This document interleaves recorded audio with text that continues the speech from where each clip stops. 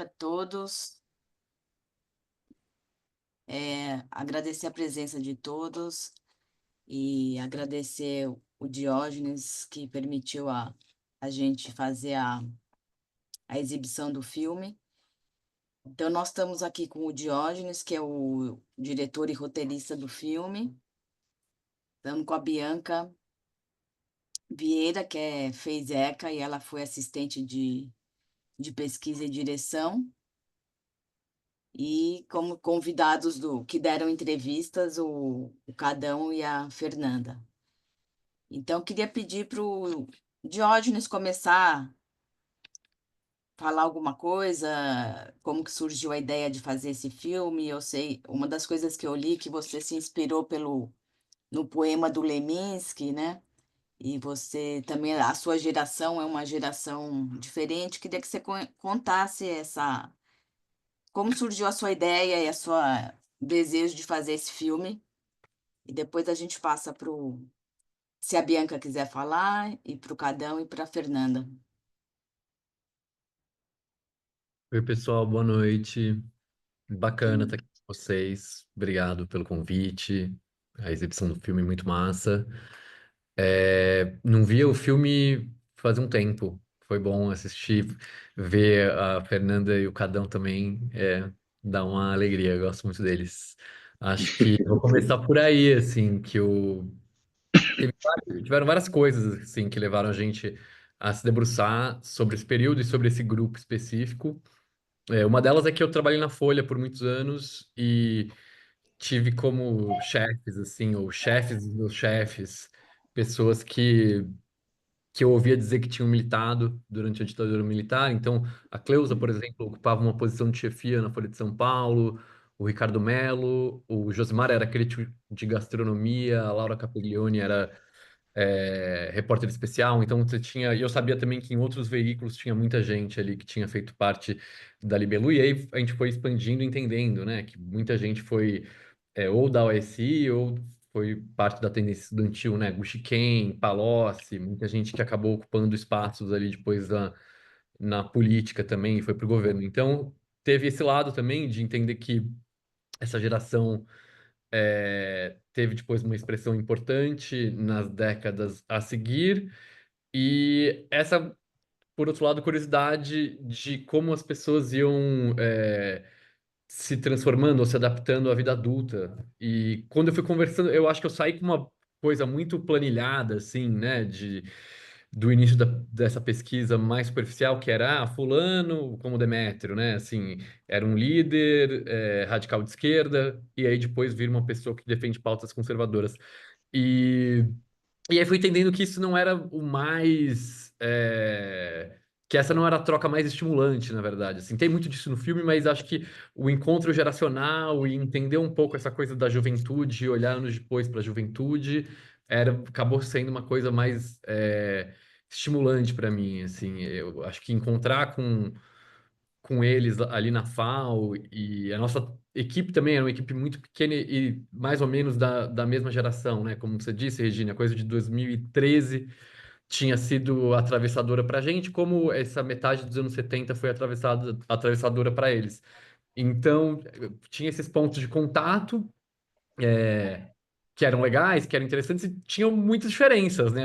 A minha geração não viveu a ditadura militar, por exemplo, então tinha uma curiosidade também, né? De querer entender como era, querer entender o que acontece depois de você ser de um grupo interessante, que as pessoas são jovens e ouvem rock e se destacam por serem porra louca, e o que acontece depois disso, né? Então acho que foi um pouco vários impulsos, né? E também essa coisa de ir renovando é, o interesse pelo assunto, porque acho que quando a gente começou a fazer isso, e repetindo, é uma equipe muito pequena que fez esse filme, a gente fez com pouco dinheiro, depois que a gente foi estruturando melhor, a gente conseguiu essa coisa da coprodução com o Canal Brasil, a TV Cultura cedeu umas imagens em troca de exibição, a Globo, Filmes Globo News tinham lá também uma espécie de um edital, um comitê que você podia concorrer lá para conseguir também um apoio deles. Então, assim, depois isso veio, mas ainda assim era um filme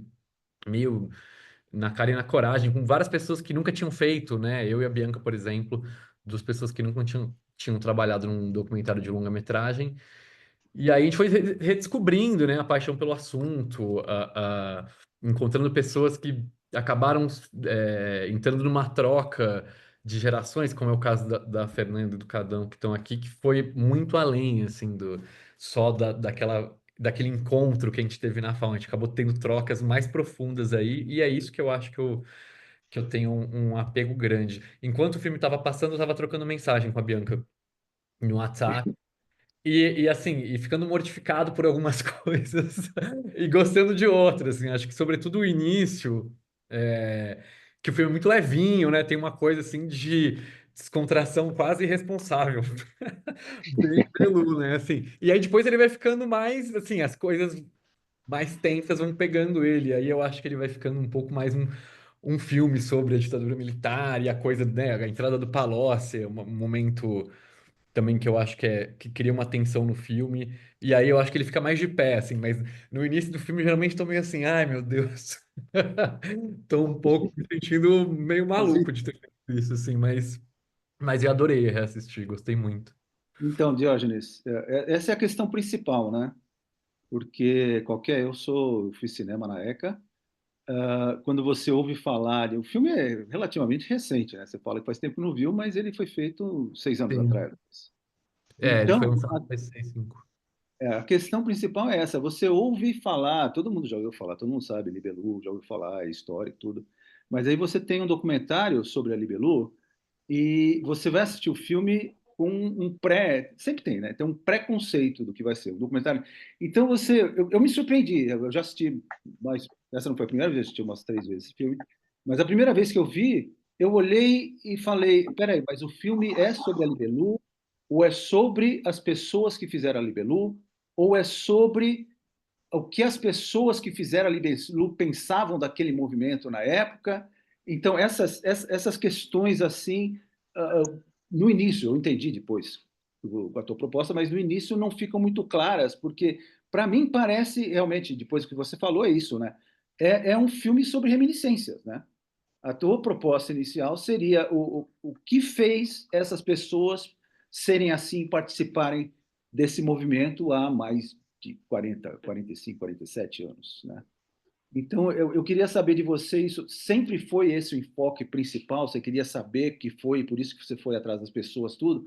Porque quando você fala, o que eu só reiterando, quando você fala de um documentário sobre a Libelu, você pensa, bom, vai ser alguma coisa retratando o movimento, mas não é bem isso, né? Quer dizer, você conseguiu aquelas imagens da época, mas você ilustra aquelas imagens da época, você usa as entrevistas com as pessoas e ilustra com as imagens, em vez de ser o histórico Libelu e ilustrando com as pessoas falando. Meio, nessa questão é meio invertida, né? Eu queria que você falasse um pouco mais sobre essa proposta já inicial disso, se era essa a tua ideia. E se alguém mais tem o que falar sobre isso aí. Oi, Newton. Hum. É, acho que você tem razão. Assim, eu acho que a gente foi reativo às coisas que foram acontecendo. Eu acho que o próprio modo de filmar isso, mostrando quem são as pessoas que estão ali, não só, né, assim, que estão construindo o set, desconstruindo o set, a nossa carinha ali, né, equipe de primeira viagem, assim, eu acho que isso foi uma escolha que eu não. Entre as coisas que me deixam mortificado, essa não é uma delas, assim. Então, eu concordo com você que é um filme sobre reminiscências, e eu acho que eu fui também descobrindo algumas coisas, inclusive depois de, de lançar o filme. Ele tem uma coisa de fato, assim. Mesmo as coisas do título dele, a sinopse, quando eu vejo, eu dou uma risada, assim, e falo, putz. Algumas pessoas vão cair nessa esperando outra coisa, assim, né? Aí quando você vai ver, acaba caindo da segunda, né, do Palocci, eu acho especificamente. Tem a parte da repressão ali, que já dá uma pesada no clima, mas o Palocci pra frente ele fica mais existencial, né? Assim, tipo, se eu não tivesse feito essas coisas, eu seria uma pessoa melhor, talvez. Tem essas começa a entrar numas. O Melo também, ele dá uns recados ali no começo do filme nesse sentido, que é a coisa do das drogas, né? Quando ele fala do antidepressivo. Eu acho que a gente foi entendendo que essa planilhagem, é claro que tem um monte de gente aí, né? Assim, que tem carreiras, né? A Fernanda é escritora, o Cadão é músico e foi apresentador e é escritor. Eu tô, inclusive, com a camiseta do Fellini, queria exibir isso aqui, que eu sou fã da banda do Cadão. Deixei esse segredo para esse momento. Mas, então tem esse lado, pelo menos pra gente, assim, desse mundinho muito específico, que é da mídia e da política e das artes, que tem uma coisa meio, que interessante isso, essas pessoas, né? O Paulo Moreira Leite, todo mundo é meio um quem é quem também, assim, né? Tem esse quem é quem na Night e tem que é essa primeira parte que é um pouco mais frívola, né? Assim, e é um pouco a venda do filme em algum sentido. Mas aí eu acho que é isso, a gente foi pego por uma coisa pelo encontro geracional, eu acho que gerou isso. Eu não tenho completa certeza, mas eu tenho a sensação que é isso, assim, uma equipe jovem cobrando respostas de uma geração que está acima, e aí que de repente a gente começa a captar sinais ali de coisas que, assim, que é claro que eles se reuniram porque eles eram trotskistas quando eles tinham 20 anos, mas de um determinado ponto do filme para frente, isso vira um mero detalhe, né? Assim. Então eu concordo com isso. Essa coisa de você abrir câmera e falar com as pessoas, né?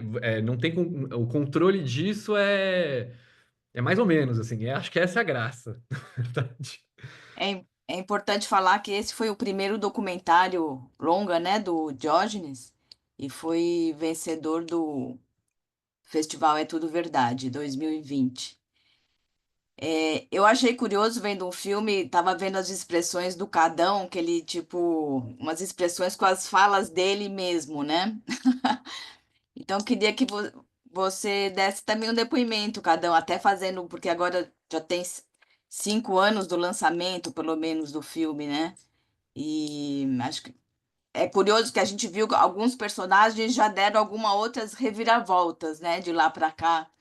Então, gostaria que o Cadão falasse, depois a Fernanda também.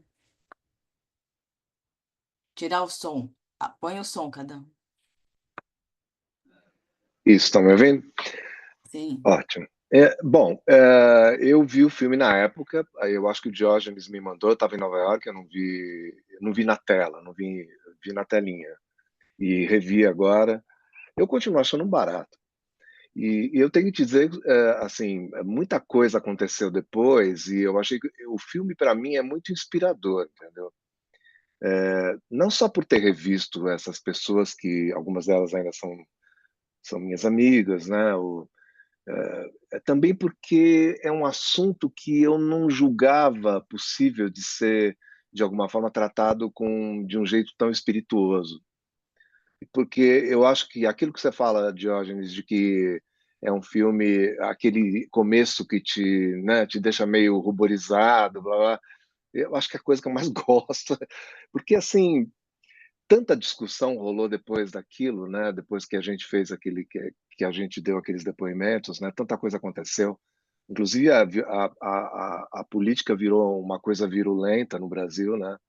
E mais que isso, a ideia de ditadura é, foi muito mais assertiva desde aquela época, né? Porque o Bolsonaro assume, aí vira isso que a gente viveu e que começa a se agravar e é uma discussão que não tem mais fim. Eu acho que ainda vai continuar no ar porque é isso que é. Então, o filme para mim é isso, é também uma lembrança muito especial, de uma época especial, porque você só tem 20 anos uma vez, não adianta você achar que você vai reviver aquilo, porque você viveu. Eu tive a sorte, e acho que a Renata Rangel fala isso em algum momento, de ter combatido a ditadura daquele jeito. Porque, sabe uma coisa que tem me ocorrido muito ultimamente? Eu revi o que é ex-companheiro anteontem, ou anteontem, é que imagina se eu tivesse no tempo da luta armada, eu provavelmente tinha ido lá segurar uma arma e ia ser morto, ou torturado e morto, porque os meninos que morreram naquela época eram os meninos de 23 anos, não era a direção do partido, né? Entendeu? Então, eu tive muita sorte. Tive muita sorte de ter vivido isso aos 20 anos. Ter sido libelu aos 20 anos, para mim, transformou minha vida em outra coisa. E eu vou dar um exemplo muito claro agora. Eu tenho 68 anos. E a questão de um ano, setembro do ano passado, eu estou me encontrando com uma velha combatente libelu, uma velha camarada que eu não via há muitos anos, a Ilana Shell, que mora em New Orleans. A gente se encontrou num café da manhã, porque era o único horário que a gente tinha, tal, e de repente entra uma figura, um velho libelu, que a gente não via há bastante tempo. Ela mais do que eu, mas eu não via há muito tempo também. E, cara, depois dessa conversa, simplesmente eu resolvi mudar minha vida novamente, e ele também. A gente montou uma editora e a gente está fazendo livros. Imagina, fazer livros nessa altura do campeonato, né? E a gente está super feliz. É o Beira, o Bernardo Ehrenberg, o ex-marido que a gente chamava de Pituca, a Cleusa Turra. E foi isso. Se não houvesse a Libelu, não teria havido isso aí, não teria havido minha editora, sabe? Isso para mim é só uma parte da coisa. Eu também escrevi um livro por causa do filme do Diógenes, que é o Abaixo a Vida Dura, que justamente se concentra naquela invasão da PUC em 1977, que para mim foi o marco da minha geração. O marco daquela geração foi o acontecimento mais importante, o mais violento também. E eu me orgulho profundamente de ter tratado o Erasmo Dias como o palhaço que ele sempre foi, entendeu? E, pô, e vendo as imagens dele agora, cara, eu tô realmente.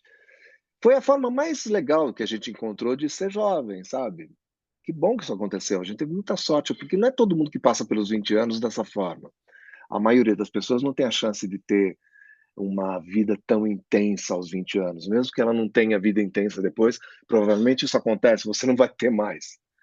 Você vive aquilo e muito intensamente, e o que vem depois é um pouco, você está recolhendo aquele pó que você levantou, as partículas daquele pó que você levantou com bastante barulho quando você tinha 20 anos. E eu acho que foi isso que a gente viveu. E eu tenho muito. Por isso que eu gosto muito desse filme, porque de alguma forma ele mostra para a gente. O principal é assim, mesmo com Palocci, com as coisas que a gente viu, o próprio Palocci me parece a coisa mais humana possível. O que ele fala é tão assim, sei lá, que experiência que ele teve na vida, né? Que coisa, né? E o Demétrio, o Demétrio continua um cara super claro, super. Ele não mudou nada. Eu conheci ele com 20 anos com aquela cara toda espinhenta e aquelas sandálias havaianas. Vocês vão se lembrar dele, provavelmente, em algum momento. É aquilo, e ele continua brilhante, entendeu? E eu não concordo uma vírgula com o que ele fala na televisão, mas é o Demétrio, entendeu? Um cara legal. O Josimar Mello é uma figura, é um cavalheiro, sempre foi, entendeu?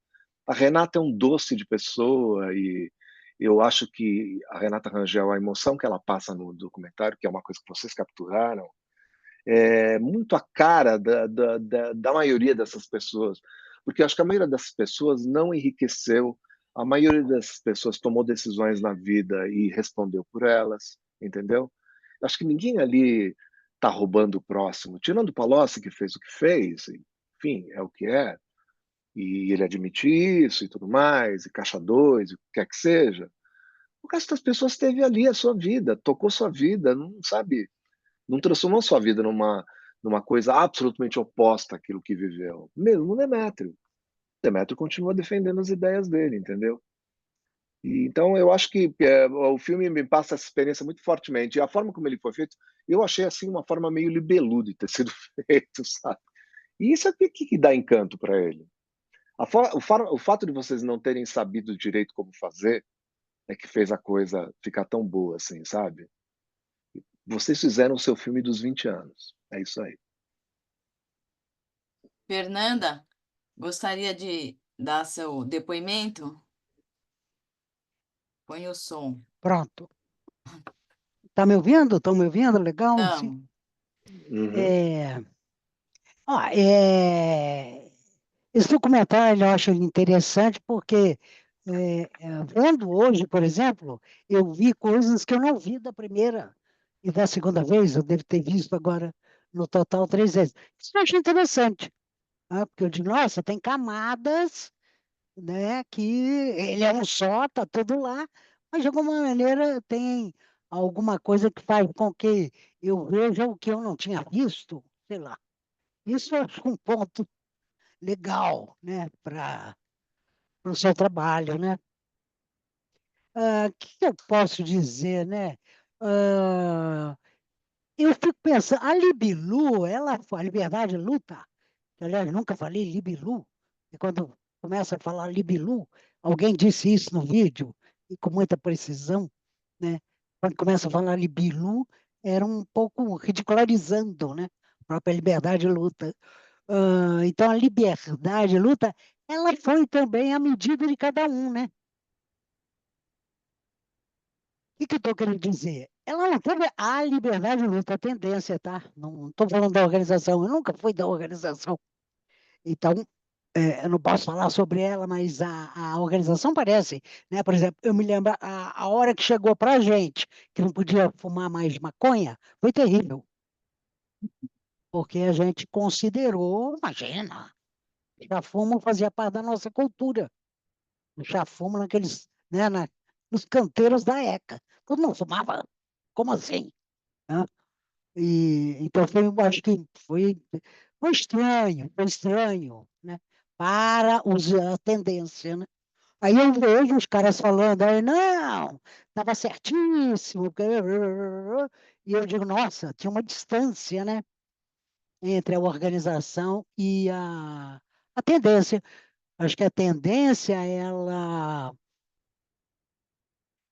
tendo a achar que ela foi mais interessante que a própria organização. Fugiu um pouco do controle dessa ideia de alguns caras que nós vamos ter uma tendência, nós somos trotskistas, entendeu? Nós estamos caminhando para uma revolução e a nossa base são esses garotos e garotas aqui, né? Liberdade e luta.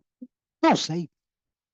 E o mais interessante para mim, que ficou de ser liberdade e luta, cada um falou um pouco isso, eu acho que a liberdade de luta, ela mexeu no comportamento e na cultura como nenhuma tendência.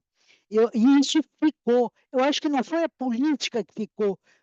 Muita gente disse e eu concordo. Gente, que coisa ridícula.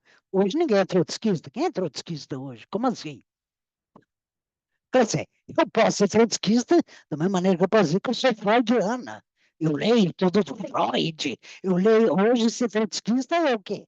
É conhecer o Trotsky, ler todos os livros do Trotsky. Pode ser, né? Né? Não vou discutir isso, mas não tem, não cola, né? Na realidade, no mundo real, né? Não tem mais o trotskista, como não tem mais o comunista, né, gente? O comunista, né, essa figura, não tem mais. E então o que que ficou? Eu acho que ficou uma mudança de comportamento e ficou também um lastro cultural muito grande que a liberdade de luta tinha, né? Assim, ah, é, recitar poemas do Mayakovsky pelos corredores da ECA. Isso foi incrível. Recitar Mayakovsky, viver Mayakovsky, entendeu? Né? Isso só a liberdade de luta fazia. As tais festas que alguém cita, era verdade. As festas da Libilu eram grandes festas. Ninguém ficava com violãozinho. Não que eu ache, né? Eu também não quero pegar pesado. Eu não acho que, ao contrário do Cadão, eu não acho que caminhando e cantando seja um horror. Ele teve seu momento, teve sua função, entendeu? Não, teve. As pessoas cantavam aquilo com emoção, né? Passeatas anteriores, sei lá, mas assim, mas a Libelu não fazia isso. Ela, é isso aí, ela internacionalizou, ela rompeu, ela foi um grande momento de vida para quem vivenciou, ela foi muito própria também e muito particular e, e com todas as suas contradições. Quem dirigiu o Libilu? Os homens, né? Libilu, a organização. Os homens estão no vídeo, estão no documentário, são maioria, a fala da maioria. né? Uma fala organizada, uma fala, né? ah, Algumas mulheres, como aquela da. Cada um vai lembrar.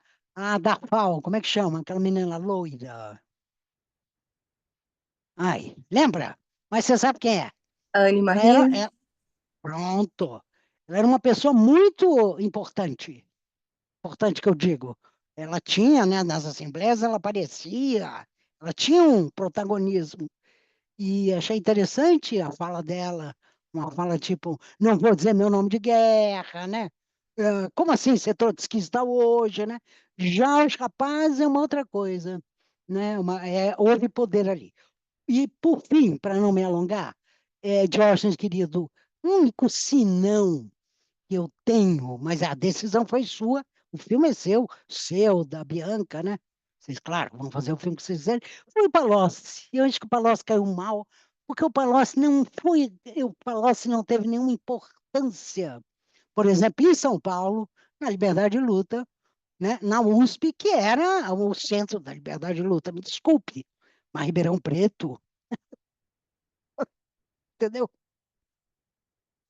Campinas, tinha, né? Tem, mas as coisas aconteciam, eram aqui, né? Então, eu acho que o Palocci, ele entra como. Fica meio chato, parece assim, puta, então deu nisso, né? Tudo aquilo deu num cara que é corrupto, né? Eu não tenho dúvida. Ele pode até ser bonitinho ele dizer, ai, gente, eu teria sido uma pessoa melhor. Pois é, mas não foi, entendeu? Falando Isso aí. sobre essa questão do Pallotti, da escolha dos entrevistados, né? Queria perguntar para o Diógenes e para a Bianca, que está aqui, foi assistente de pesquisa, como que foi essa questão da escolha dos entrevistados, porque eu li que vocês entraram em contato com muita gente, né? E depois deve ter sido necessário fazer uma seleção. E essa parte é muito cara para a gente do Agoraeca, a parte dos depoimentos e da memória. E então eu queria que vocês falassem um pouco sobre isso, porque sempre, eu acho que sempre vai ter essas polêmicas, né? Assim, com relação ao Palotti, quando eu li sobre o filme, também algumas pessoas criticam o Reinaldo, porque ele não teria sido uma figura importante e outros teriam ficado de fora. E eu acho que sempre vai ter isso, né? Sempre vai ter essas colocações e em algum momento é preciso fazer escolhas.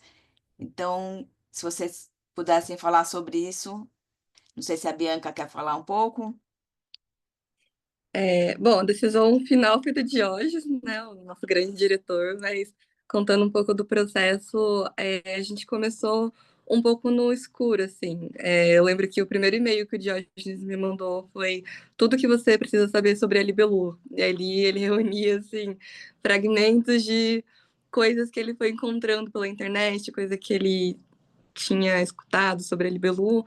Então a gente não tinha muito material para avançar nessa pesquisa, e nesse sentido, os depoimentos foram muito importantes. A gente foi fazendo uma série de pré-entrevistas, a gente fazia relatórios a partir dessas pré-entrevistas para ir montando esse quebra-cabeça, assim, porque cada pessoa tinha a sua lembrança, né, a sua memória do que foi a liberdade de luta, mesmo a sua experiência ali, que essa questão do Reinaldo mesmo é muito específica, né? Muita gente fala, não, ele nem foi libelu, mas ele tem ali a experiência dele que ele compartilha enquanto libelu, né? Então acho que tudo isso é muito válido, assim, tendo um protagonismo maior ou não, foi uma experiência ali que só aquelas pessoas puderam compartilhar e jornalisticamente é muito interessante, né, a gente ouvir. Então, não sei dizer, não lembro quantas foram as pré-entrevistas ao todo, mas foi muita gente. E aí, na hora de selecionar, a gente vai avaliando as histórias que foram contadas, quais histórias se repetem, quais se complementam, enfim. É um processo bem, bem difícil de edição, porque depois tem a gravação, né? Todas as entrevistas não foram rápidas, né? Duraram, sei lá, 1, 2 horas, então é um processo bem, bem longo ali, uma curadoria desafiador ali que teve pro Diógenes depois. Vou só acrescentar dessa que teve gente que a gente filmou e a gente acabou não usando. claro, comunicamos essas pessoas, elas estão acreditadas como agradecimentos especiais, mas essas pessoas, elas não necessariamente eram assim, não foi uma...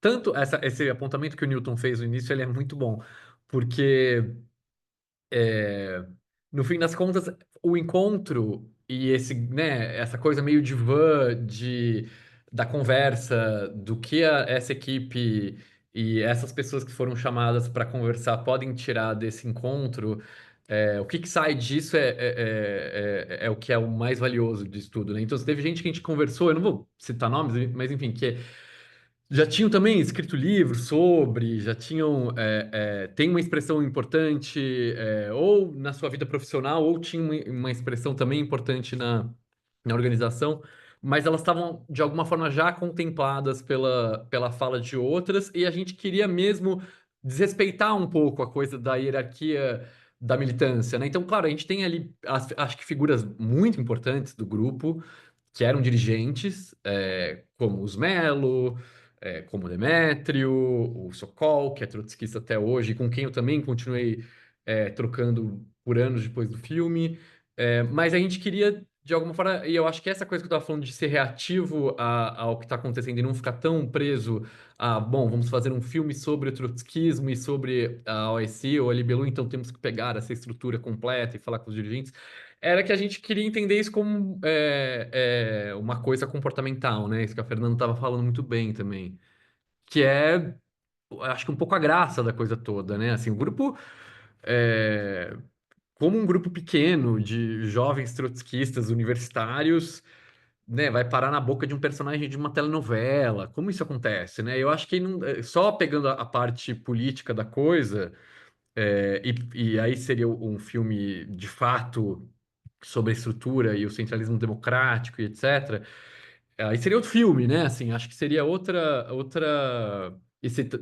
Acho que teria seu interesse também. Mas curiosamente, apesar de ser um filme que parte da coisa da liberdade de luta, da sua dimensão, das suas dinâmicas, e dos seus desdobramentos históricos bem específicos ali na segunda metade dos anos 70, curiosamente depois aconteceram algumas coisas assim em relação à recepção desse filme que não estavam no meu radar de forma alguma. Por exemplo, existe um grupo trotskista que se chama MRT, que atua na USP e atua em São Paulo. E são jovens, são pessoas de 20 anos, 21 anos, 22 anos. Essas pessoas fizeram exibições do filme e chamaram a gente para conversar e adotaram um filme. São, de fato, assim, são militantes organizados trotskistas de hoje, assim. Tem uma figura que eu gosto muito, que a gente também se aproximou depois desse debate, que ela chama Letícia Parks. O arroba dela é Preta Parks, ela é uma influencer de esquerda, enfim, uma militante organizada, uma pessoa que encara isso com muita seriedade, que é uma trotskista. E essas pessoas piraram muito, assim, no filme. Elas ficaram... elas meio se apaixonaram por essa coisa de ver a geração anterior a delas, assim. Isso não tava no meu radar, assim, que isso ia acontecer, por exemplo, assim. Então, eu acho que tem, sim, uma coisa de, em algum lugar do filme, se debruçar mais por coisas que são comportamentais e dessa coisa de o que é envelhecer depois que você teve uma juventude incrível, né? Que você estava combatendo lá uma ditadura que já estava de alguma forma combalida, mas isso não era claro, não era dado naquele momento, como a Laura diz no filme, né? Então, enfim, tem esse outro lado aí em algum lugar, eu acho que eu senti uma responsabilidade também de apresentar minimamente assim os fatos, né? Porque a gente tem um outro lado que é importante, que é lacunas, né? Assim, lacunas, e o Cadão falou bem de como também essas lacunas elas levam a gente para coisas que estão mal acabadas, mal paradas aí. Então, eu acho que foi um pouco também tentar medir as duas coisas, dar o valor para o encontro, etc., mas também minimamente tentar explicar algumas coisas sobre a história recente do país, assim. Bacana. Alguém gostaria de fazer alguma pergunta? O Gabriel, que acho que é a pessoa mais jovem aqui, estudante de audiovisual, gostaria de falar alguma coisa, Gabriel, sobre as suas impressões? Vocês me ouvem, né? Eu gostei bastante do filme e eu gostei justamente de como você dá para ver que quem tá fazendo é alguém de fora. Isso eu acho que soa muito bem porque tenta pegar um escopo e não assume que a gente sabe as coisas. Então, para mim foi muito legal ver tanto aprendeu, né, desse movimento e sua importância que eu não sabia, mas ver as pessoas e como as pessoas às vezes não concordam entre si. E como a montagem às vezes faz um comentário meio irônico e é muito e é engraçado como o filme tá falando, né? Tem as pessoas falando, mas o filme também fala algumas coisas. Então, muito interessante, eu gostei. E é muito engraçado você explicando o seu processo, como o processo de documentário é meio caótico, né? A gente não tem controle de nada. A gente entra e, ok, e aí? Aí é você entrar em contato com pessoas que sabem, que têm acesso às coisas. Então, eu acho que o filme tem muito recurso humano e de imagem de arquivo. A gente pensar que são imagens de arquivo de muito tempo atrás.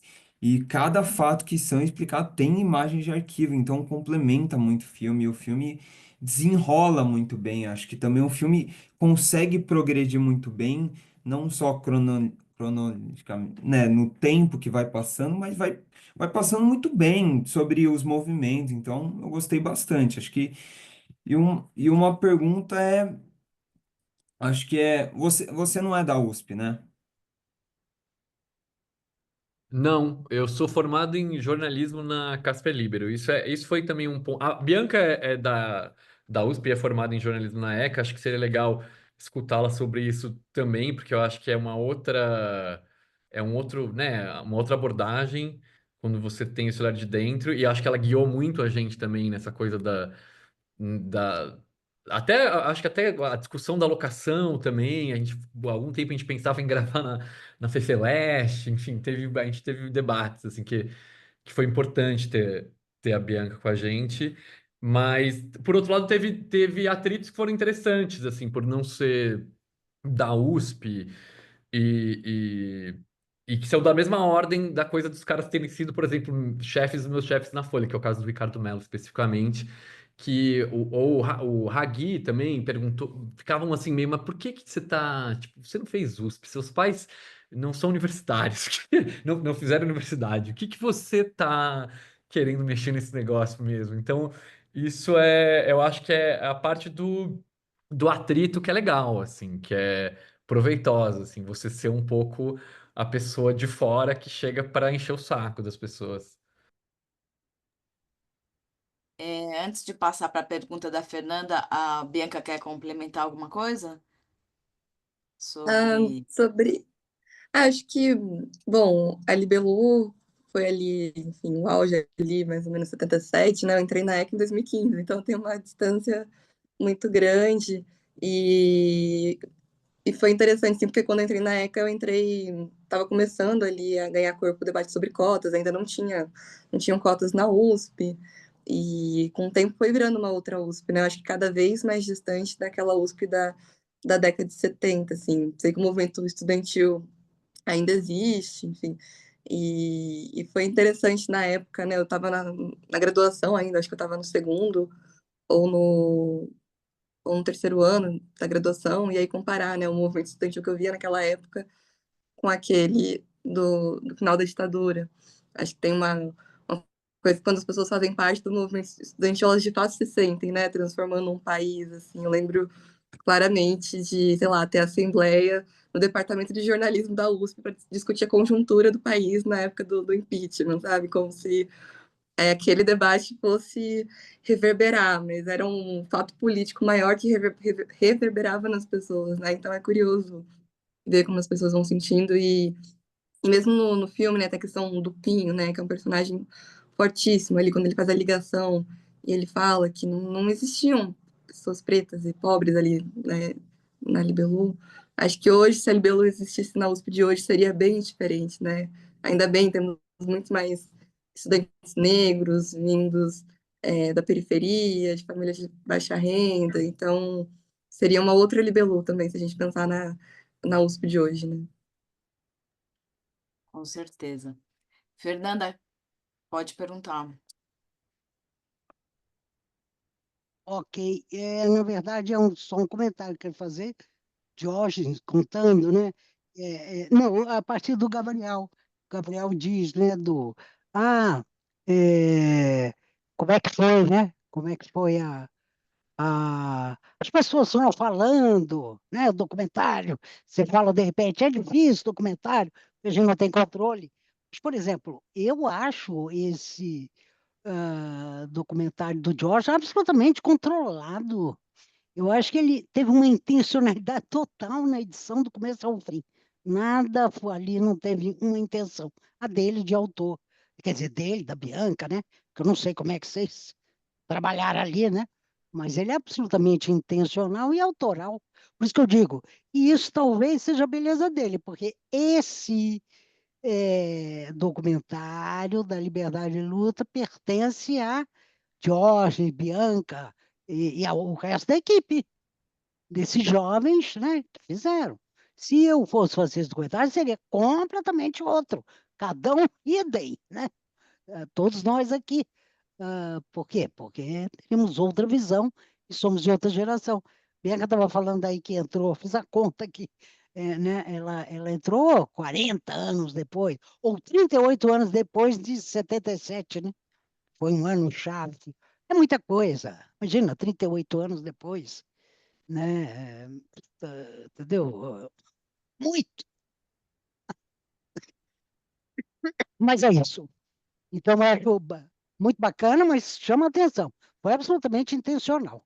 Não vi nada de por acaso ali. Newton quer falar alguma coisa? Sim, sim. Não, sobre a Bianca, obrigado pelo comentário que ela falou de cotas ali, é uma coisa muito relevante sobre esse documentário também, o rapaz negro dizendo que ele era um dos únicos ali. Mas eu queria passar agora para o que a Fernanda falou, e é muito é incrível essa história dos jovens quererem rever a história, né? E é o que a gente tenta, quer dizer, nós não somos jovens, mas nós estamos tentando resgatar a história da ECA USP, mas o fato de você ter umas pessoas jovens 38 anos depois, imagina, eu queria saber, essa é a perguntinha que eu já vou passar para a Bianca, eu queria saber como é que ela entrou no projeto e quando o Jorge chegou para ela e falou, vamos fazer isso aqui, eu queria saber a reação dela.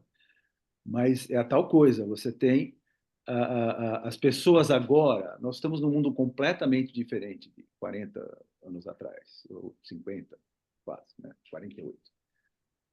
E você não consegue ver o que vai acontecer depois, você só consegue ver o que aconteceu antes. E esse fato de você querer apresentar a história, porque nós somos o produto do que veio antes da gente. A gente não nasce do nada e se transforma no que a gente é hoje.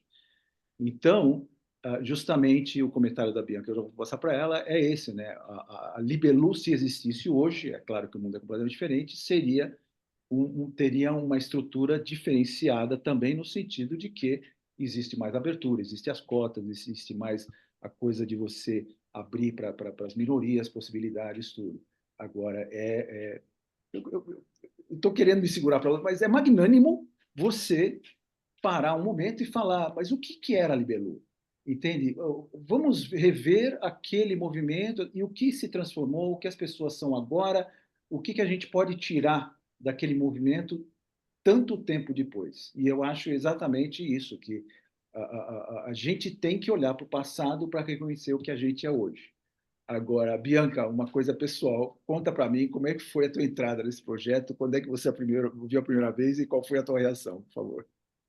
Diógenes foi completamente maluco, né? Eu tinha só 19 anos, ele topou me puxar pro projeto. Na verdade, eu lembro que ele falou que estava tocando um projeto de documentário e perguntou se eu tinha indicação de alguém que poderia ajudar na pesquisa ali, que ele queria entender mais esse universo também da USP, da ECA. Eu falei, eu tô aqui.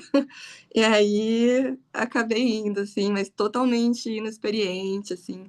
E tinha essa coisa de que como a gente não tinha muito material desse período ali, sabe, 77, 80, a gente sabia muito sobre os anos de chumbo, sabia sobre a abertura democrática, mas tinha esse espaço de tempo ali que era difícil. Então, eu fui visitar vários arquivos, ia mandando tudo pro Diógenes, e aí a gente ia juntando isso com as pré-entrevistas para entender, né, o que podia ser contado. Mas para mim foi extraordinário, assim, eu falo pro Diógenes que foi uma coisa que transformou a minha vida, assim, esse filme. E tinha muita curiosidade, né, de entender quem foram essas pessoas e, e as descobertas que iam acontecendo. Então foi extraordinário, assim. Eu sabia que era uma coisa muito grande, mas hoje, quando eu olho, já são, sei lá, uns 8 anos, né, de ó, que a gente começou com tudo. Cada vez mais esse filme vai se tornando mais importante para mim, quando eu olho, assim, para ele, para tudo que foi feito. Também por essa questão existencial, né, que vem no fim do filme ali, do legado da geração, todos esses questionamentos, né? Acho que é algo universal, a gente querer mudar as coisas e se engajar, e aí conforme a vida adulta vai acontecendo, a gente vai colocando os pés no chão, talvez até excessivamente em alguns momentos, mas é um filme muito bom, assim, acho que ele conta uma história importante, uma história que até então não estava tão bem documentada, tão de uma forma assim, um filme, reunida todos os elementos, mas também ele traz reflexões que reverberam, né? Hoje mesmo vou sair daqui pensando em várias outras coisas que não tinha pensado em outras vezes que eu assisti. Jennifer? Oi, gente, boa noite. Ahn, eu queria, já que a gente é o Ágora ECA, né? A gente tem como missão resgatar a história e as memórias da ECA. Eu queria fazer uma pergunta para a Fernanda, para o Cadão. No ano que vem, a ECA completa 60 anos. A gente sabe que a ECA sempre teve na vanguarda de muitas das coisas que aconteceram no nosso país, em termos de movimento artístico, político, etc. A Libelu era um movimento que tinha mais a cara da ECA, ele estava concentrado na ECA. Como que é, assim, qual que era o papel da ECA nisso tudo?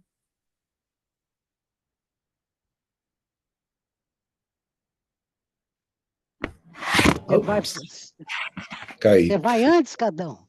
Eu quero também opinar. Vai lá. Tá, eu falo rapidinho.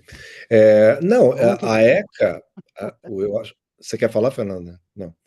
A ECA foi muito importante porque em 1975 houve uma greve geral, aliás, uma greve da escola. A escola tomou pau, ela ficou parada 6 meses. Então, ela foi essencial. Eu acho que tem tudo a ver com a Libelu. Eu não consigo. Se você tirasse a ECA da história da Libelu, a Libelu não existia direito. Basicamente é isso. Principalmente a tendência estudantil.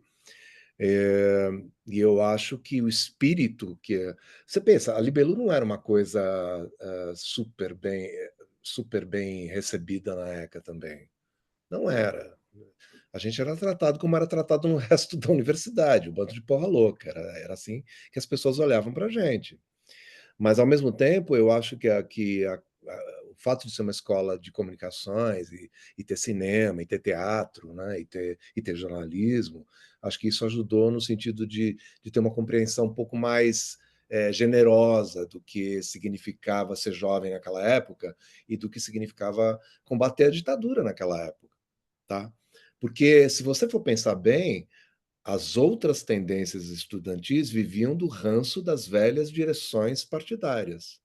A gente sabe disso porque a gente via esses dirigentes partidários em todas as escolas. Na ECA tinha lá o sujeito que era do PC, o sujeito que era do PCdoB. Pô, meu, você com 20 anos, louco para viver a vida, você olhava para aquilo e você falava, pô, não dá para encarar isso aí. Mesmo com a questão da maconha, porque a maconha ela era proibida para os militantes, imagino eu, acho que era isso, para os militantes da USI, e o que faz todo sentido. Eu também acho que faz todo sentido, porque a droga no Brasil, seja ela maconha, o que quer que seja, sempre esteve ligada à polícia. Nasce com a polícia, vai morrer com a polícia, é óbvio. Então, para a gente é uma questão de segurança muito clara, não tem esse papo. Só que assim,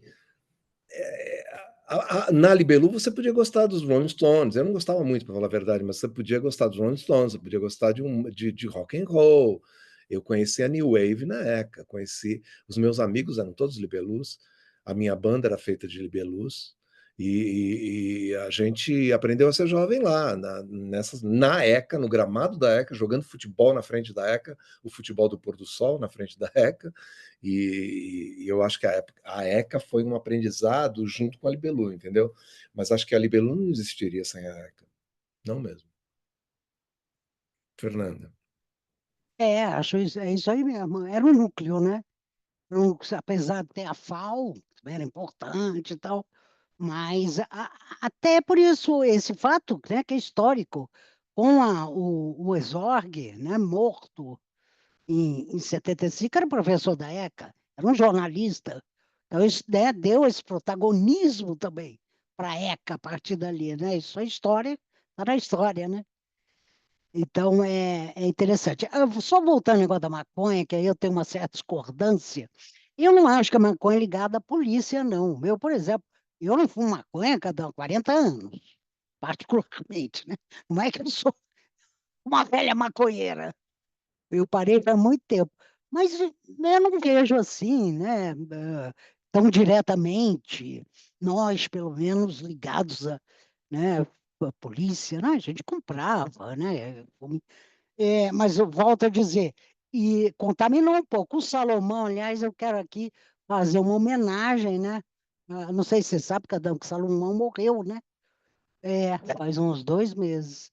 E ele é um cara muito importante, né? Não sei, não está no documentário, mas ele aparece, aliás, até uma injustiça, porque ele aparece ao lado do Leminski.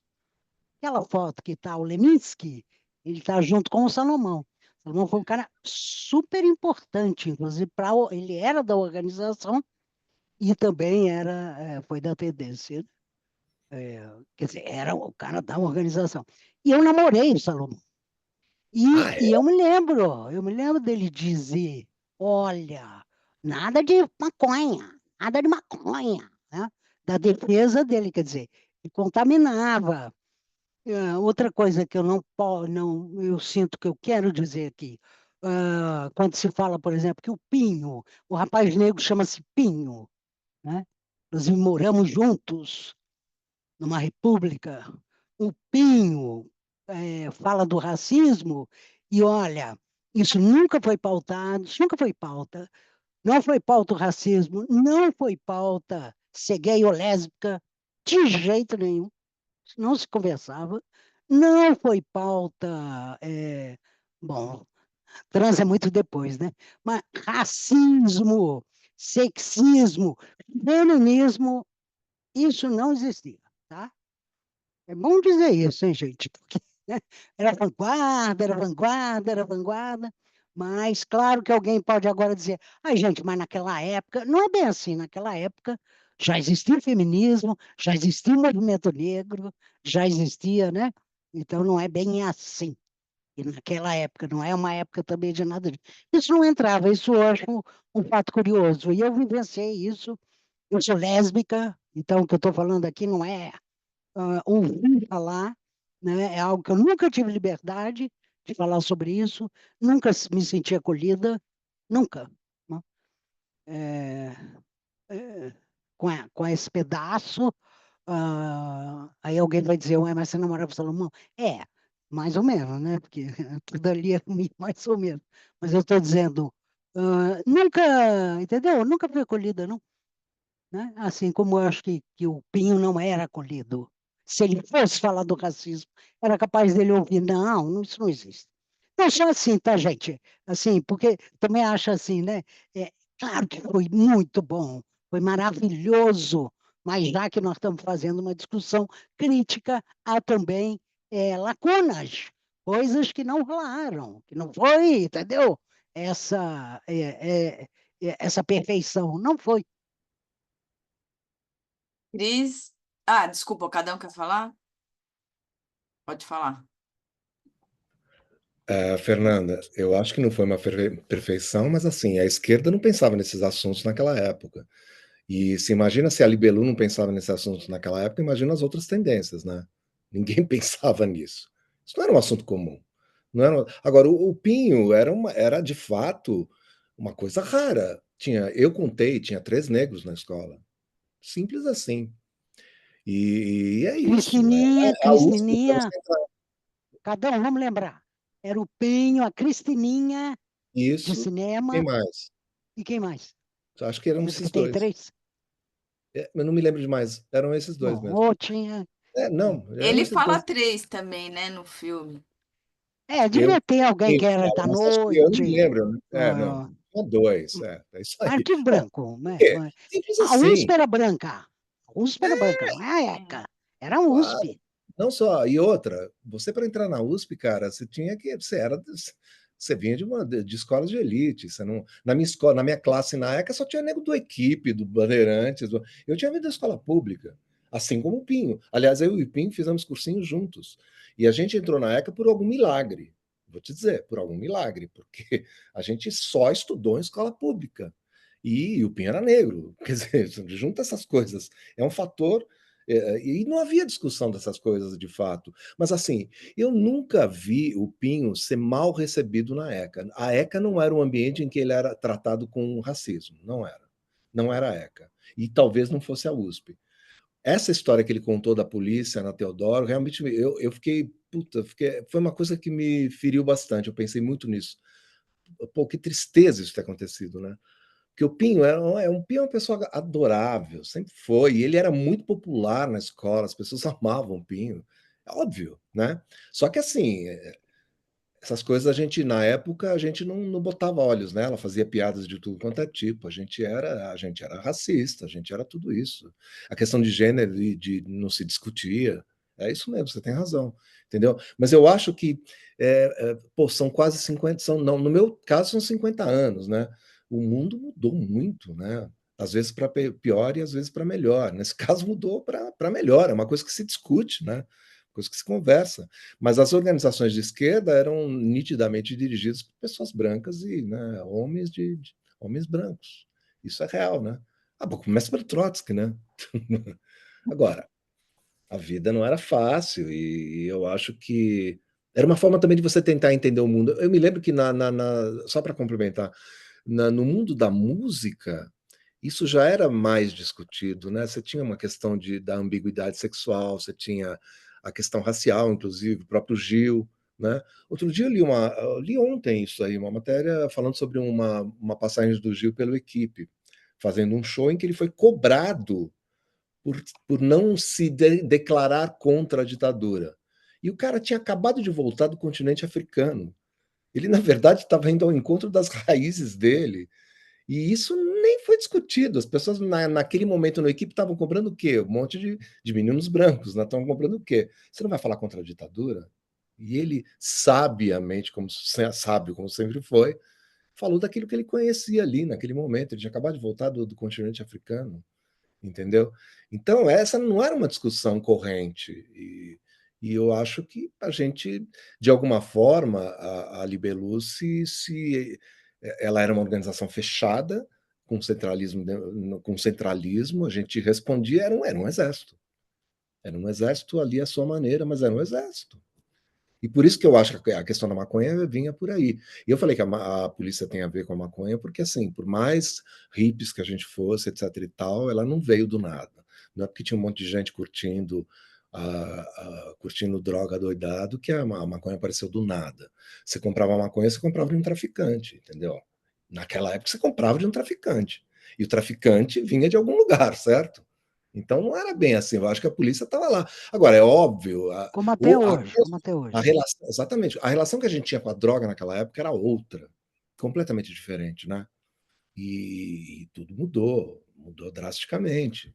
Mas eu acho que o principal não era isso. O principal era que eu acho sempre assim que a gente descobriu um jeito de combater a ditadura com um certo humor e com uma certa graça, que eu acho que isso que diferencia a liberdade de luta das outras coisas e tenho muito orgulho por isso, entendeu? E que a gente tinha uma cara de arrogante, óbvio, né? Isso passava, petulante, né? Mas quem não é? Aos 20 anos você está se defendendo, né? Entendeu? Era isso. Cris, quer fazer uma Oi, pergunta? Sim, mas se a Jennifer, se a sua pergunta for relacionada que a Fernanda falou e o Cadão, Jennifer, vai primeiro. É sim, eu queria mencionar Uhum, recentemente foi lançado um filme, A Batalha da Rua Maria Antônia, uhum, onde esse tema assim, acaba a própria diretora, né, que é americana, a Vera Egito, ela diz que ela apresenta o filme como uma ficção, né, e ela colocou duas moças do movimento estudantil como negras. E a gente esteve presente, eu e a Regina estivemos presentes num debate que teve numa exibição do filme na Rua Maria Antônia, e com a presença da vice-reitora, né, a Maria Arminda, e ela justamente falou isso. É, entendendo a liberdade da diretora, né, de usar as atrizes negras, porque ela escolheu, falou assim, eu escolhi as atrizes, não escolhi pela cor, né? Mas ela falou assim que a Maria Antônia, assim como toda a USP, era uma universidade branca, realmente, né? Então, quer dizer, isso corrobora, assim, isso vai muito ao encontro disso que vocês estão falando.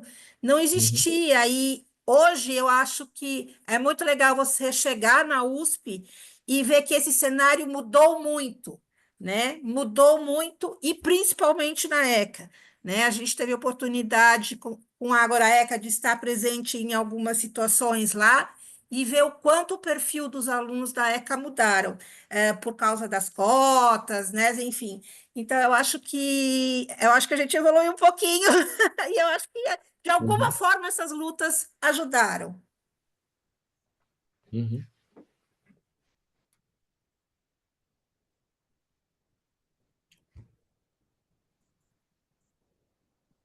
Cris? Oi. Então, não, então, é a representação, né? Eu acho que a Liberdade de Luta deu representatividade à voz, né, das novas gerações do país. Eu acho isso muito importante, como agora todos os movimentos ativistas vão dando vozes, né, às pessoas que não têm a vez, né, quer dizer, momento palavra de ordem, aquelas coisas, né, eu acho que, e tem toda essa educação política que é muito interessante, quer dizer, claro, é melhor para nós que seja dessa tendência, né? Tendência de esquerda, tudo, porque é mais democrática, mais social. Mas, assim, a vivência política na universidade, quando você está se formando, é muito importante. Então, só esse exercício é muito importante, né? O fazer política, ser um ser político, né? Quer dizer, ser um ser de verdade, porque um ser de verdade é um ser político, não dá para ser de outro jeito. A minha pergunta seria para Bianca, mas eu vi que ela postou alguma coisa que ela precisou sair. E aí fica para você, Diógenes. Eu concordo com a Fernanda, eu concordo com a Fernanda, eu acho que foi bem intencional. Tenho certeza que você tinha um roteiro das perguntas, inclusive até perguntas para extrair aquela coisa, como você mudou, por que que você saiu, tal. Quer dizer, você tinha algumas perguntas chaves para até fazer alinhar, né, alinhavar, costurar na edição. A pergunta que eu tenho para Bianca é quando o Pinho faz quando o Pinho fala que ligou para os pais ou para alguém, e é muito interessante, Diógenes, porque eu acho que não tem a gravação daquele telefonema, porque não tinha na época, né? Mas o jeito que você fez um fade no som da voz dele, dá a impressão que ele pegou mesmo no orelhão e ligou para alguém falando que tinha sido preso, que não sei o quê.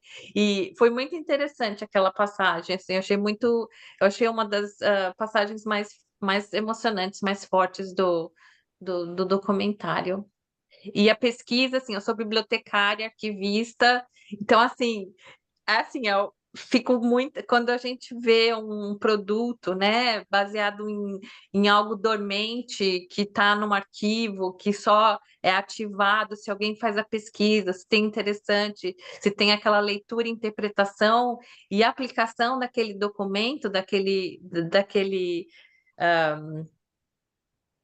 Ai, perdi a palavra em português, daquele asset, né? Então, eu acho assim, fiquei muito feliz, muito bem feita a pesquisa, muito bem usado o material, muito, muito, muito excelente, Diógenes, excelente. Vou transmitir o recado para Bianca, que também fez essa pesquisa, arrasou muito. Sim. Essa coisa dos telefonemas foi um pouco o que a gente estava falando, né? De reagir. A gente tinha com certeza uma pauta, sem dúvida. A gente tinha com uma pauta que variava um pouco entre um e outro por conta dos episódios que a gente tinha coletado nessas pré-entrevistas. Eu lembro, por exemplo, que o Cadão eu fui encontrá-lo no Centro Cultural São Paulo. Eu acho que a Fernanda, eu não sei se a gente trocou e-mails, eu não lembro como foi no caso, no seu caso, Fernanda, mas a gente sempre tava, a gente falou com as pessoas antes, né, assim. E aí até trazendo uma pergunta que fizeram lá no início, é, teve gente que ajudou no filme sem dar entrevista, por exemplo, assim. Teve gente que cedeu arquivo, cedeu contato, me encontrou duas, três vezes, por exemplo, o Mário Sérgio Conte foi uma das pessoas que esteve ativamente nos bastidores, passando informação e abrindo caminhos e escolheu não falar, o que a gente respeita e acho que é a escolha de cada um, né? Assim como a gente também, no fim das contas, eu estava escutando a Fernanda falar agora com muita veemência e pensando, bom. É claro que a Fernanda vai estar no filme. Olha como ela fala. Ela fala muito bem. As pessoas são muito. Esse grupo, eu tive a sorte também de pegar um grupo de pessoas muito expressivas, assim, né? Carismáticas. O Cadão é muito carismático. Então, assim, essa coisa das assembleias que eles falam, tudo bom. É só você ver eles falando, assim. Os caras são hipnóticos. Você olha pra eles, você quer ficar ouvindo eles falando, discutindo e discordando entre eles. E farpas, né? Porque também tem isso, mas se me falarem para eu dar entrevista sobre minha turma de faculdade 40, 50 anos depois, vai ser terrível também, assim, eu acho pessoa que se despreza eventualmente, né? Então, assim, essa escolha foi um pouco nessa chave da expressividade e de quão interessante era o encontro, né? Então, não necessariamente quantos dirigentes a gente já tem, embora a gente tenha vários, mas a coisa dos telefonemas é também no registro de reagir. Então, muitas coisas a gente ficava lá ó, uma, duas, 3 horas, às vezes, com eles conversando e filmando, mas ainda assim, o encontro às vezes se estendia, né? A conversa com o Pinho, a gente começou a trocar bastante depois da entrevista. E ele tinha essa coisa de, putz, eu queria ter falado isso e não falei. E aí eu falo, bom, então eu te ligo e a gente grava. O que você acha? Vamos tentar fazer assim? E a gente tentou, e aí depois mostrei para ele, enfim, o mesmo com alguns outros, né? O Ricardo Mello também teve esse caso de que a gente falou depois, eu usei o áudio dele, e algumas pessoas também que me mandavam áudio de WhatsApp falando, tô chegando, tal. Então eu fui mostrando para eles isso, falei, posso usar isso daqui? Então, pegar aí um pouco esse bastidor do que foi, porque o encontro é ótimo, tal, mas é bom também você deixar aberto, né? Assim, então, teve pauta, teve uma construção que foi a partir da pesquisa e das pré-entrevistas, mas teve também reagir, desrespeitar um pouco o formato, que o Palocci acaba, pela força gravitacional que ele tem da história muito impactante da vida dele, ele tem essa coisa, né? A gente queria que ele fosse para FAO. Eu comecei a falar com ele quando ele estava preso. Eu comecei a falar com os advogados dele, mandei cartas, porque era o que estava disponível para ser feito. Ele recebia as cartas, ele não respondia, mas ele mandava recado via os advogados, falando que ele tinha interesse em falar, mas que ele não ia dar entrevista preso em Curitiba. E aí quando ele saiu, a gente tava no meio das filmagens e eu falei para ele, bom, então vamos tentar, não sei o que lá. Ele falou, não, eu faço por Skype, então. E aí eu falei com ele por Skype, a gente fez uma gravação por Skype e ficou estranho, assim, ficou muito estranho. Parecia que ele tava no Afeganistão, assim, a gravação terrível. Aí eu mostrei para ele e falei, olha, isso aqui parece que você tá num outro lado do mundo, assim, você não quer pelo menos tentar me receber, a gente vai com a equipe e tudo. E aí ele me recebeu na casa dele com o Félix, que era o diretor de fotografia, e a Ana Rovati, que era assistente de câmera. A gente gravou e aí tivemos essa coisa de pelo menos projetar um trecho da conversa com ele lá no mesmo lugar onde todo mundo deu a entrevista. Todo mundo com quem a gente. Todos que estão no filme eu troquei palavras depois, inclusive ele. Ele mandou depois do resultado do É Tudo Verdade, ele mandou uma mensagem parabenizando. Não teve ninguém que a gente não teve uma troca e discutiu e falou, e, enfim, isso foi, acho que, valoroso também do processo, poder, com alguns, claro, um contato mais constante, mas todo mundo ali deu um recado ali. Eu fiquei até, enfim, essa mensagem dele eu fiquei surpreso, porque, né, você não espera. Mas foi isso, esse foi o processo, mais ou menos. Bom, gente, assunto é que não falta, a gente poderia ficar conversando ainda há muito tempo, mas para não ficar cansativo, talvez a gente possa ir encerrando. Se cada um de vocês, Cadão, Fernanda, Diógenes, quiser falar rapidamente o que vocês estão fazendo atualmente, o Cadão e a Fernanda são escritores, dão oficinas, os dois, cada um voltou dos Estados Unidos, está com uma editora nova também. O Diógenes, não sei se está com algum projeto, algum filme. Daí, se vocês quiserem falar, dizer as palavras finais e depois o Newton encerra, falando do Agora Eca.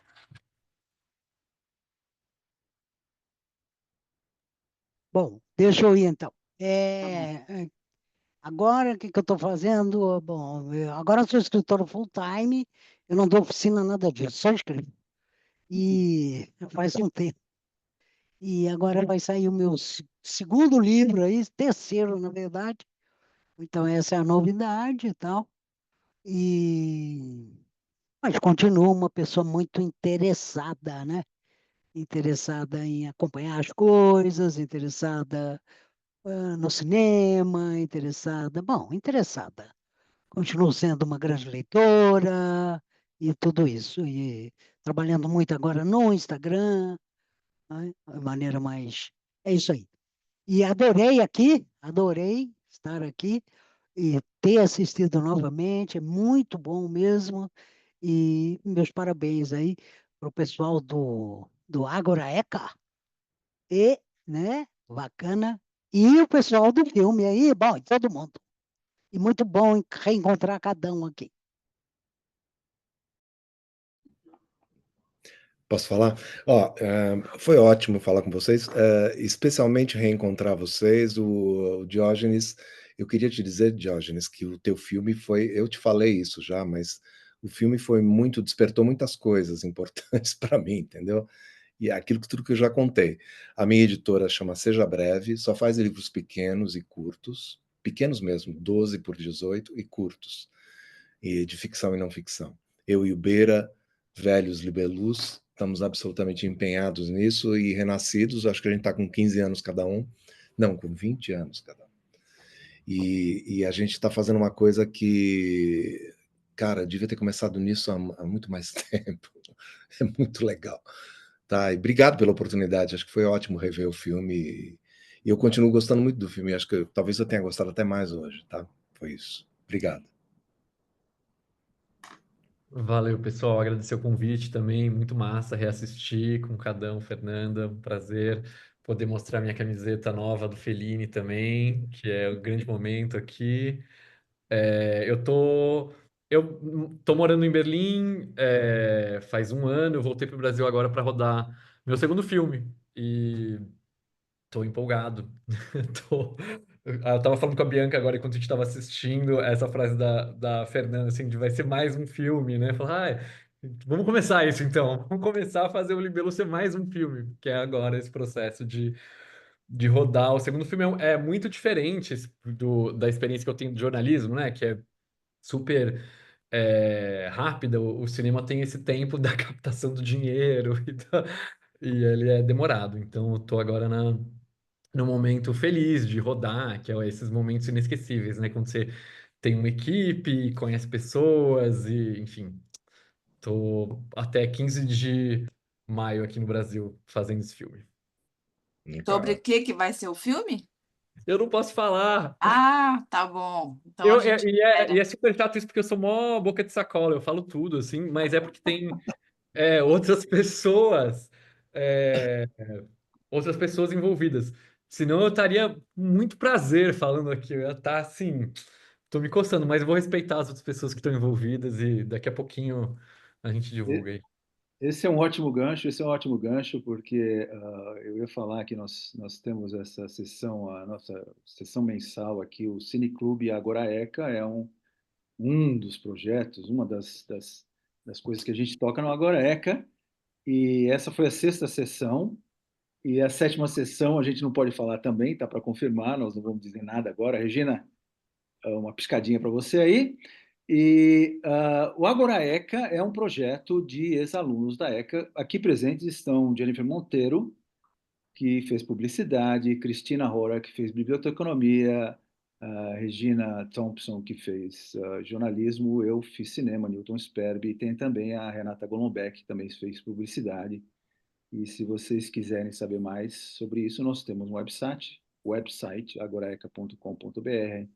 Nós estamos no Facebook para as pessoas mais antigas, nós estamos no Instagram para as pessoas mais novas, nós estamos no LinkedIn para quem quiser conectar com a gente e, obviamente, tem o nosso canal de YouTube. Muito obrigado a todos pela presença de vocês e continuem em contato. Queremos saber quando houver mais novidades aí, Diógenes aí, dá um toque para a gente, fique em contato com a gente. Vai ser um prazer. Valeu. Legal. Obrigado. Obrigada, gente. Obrigada pela presença. Boa noite, gente. Muito Obrigada, obrigada. Boa noite, Gabriel, gente também querida. por ter vindo. Obrigado. Muito bom, muito bom. Sheila e Ambar também.